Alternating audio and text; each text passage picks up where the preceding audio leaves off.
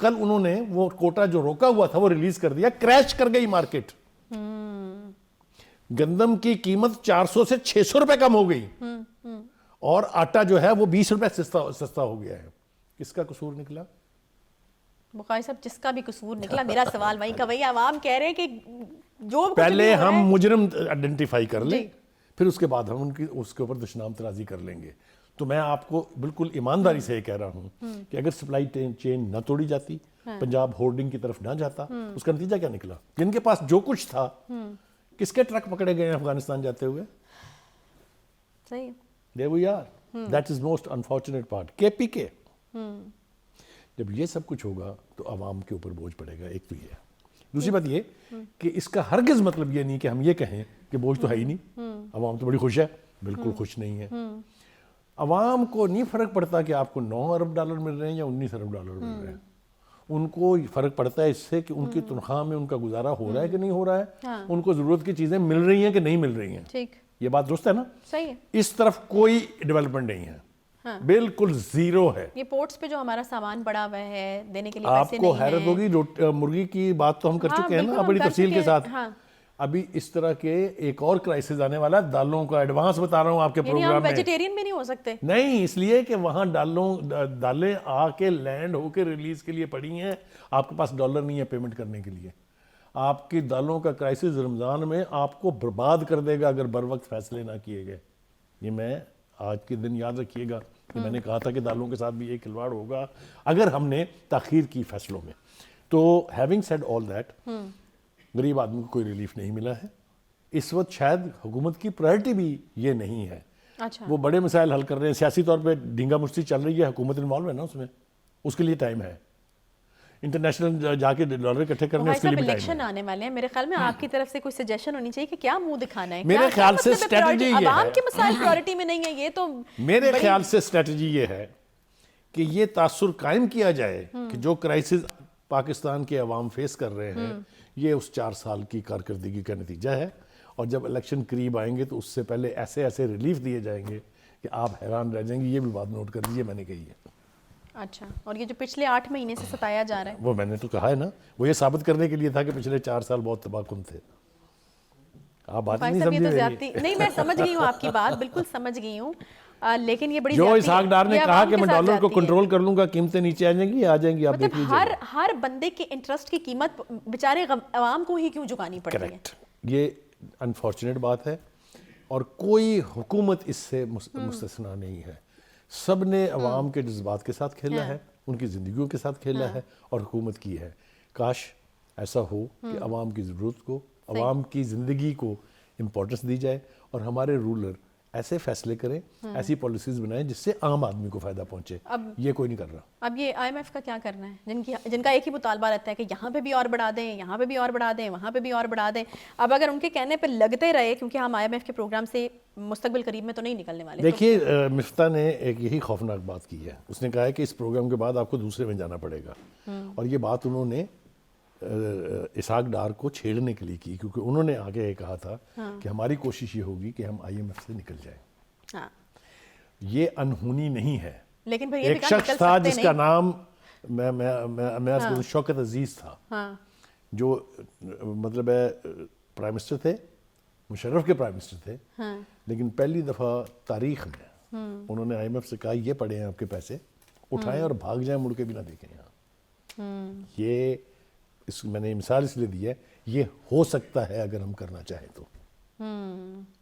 نیت اللہ کرے ایسا ہو. بس پھر بات وہیں دعا پہ ہی ہم ختم کرتے ہوتے ہیں. تو آج بھی پاکستان کے ہم میچ جیتتے ہیں دعاؤں سے, ہم تو سب کام کرتے ہیں دعاؤں سے.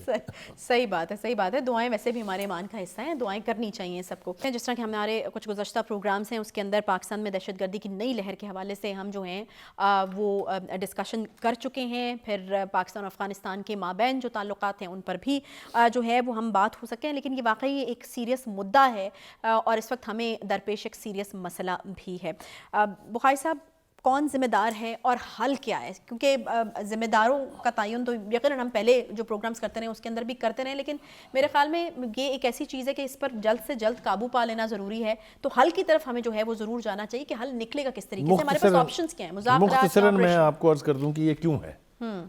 اس کی 2-3 وجوہات ہیں، وہ ہمیں سمجھ لینی چاہیے، پھر اس کے بعد ہمیں یہ ساری صورتحال سمجھ میں آ جاتی ہے۔ ایک تو یہ ہے کہ ہم جو سپر پاورز ہیں ان کی مرضی کے بغیر نیوکلیر پاور بن گئے، یاد ہے نا؟ اس کے لیے تو ہمارے پرائم منسٹر کو ایک کو جان بھی دینی پڑی اپنی۔ اینی وے، اس کو گرج کرتے ہیں سب۔ پاکستان اسلامی دنیا کا پہلا ملک ہے وچ از نیوکلیر۔ اس کے خلاف سازشیں اسرائیل کر رہا ہے، اس کے خلاف سازشیں امریکہ کر رہا ہے، اس کے خلاف سازشیں ہندوستان کر رہا ہے، اس کے خلاف اب ان سازشوں میں افغانستان بھی شامل ہے۔ صحیح۔ تو یہ 4 بڑے ملک جو ہیں اور 2 پڑوسی اور 2 باہر کے، یہ اس کے خلاف سازشوں میں مصروف ہیں۔ ہمارے ہاں جو انسرجنسی ہے اس کے پیچھے بھی یہی ہیں، ہمارے ہاں جو دہشت گردی ہے اس کے پیچھے بھی یہی ہیں۔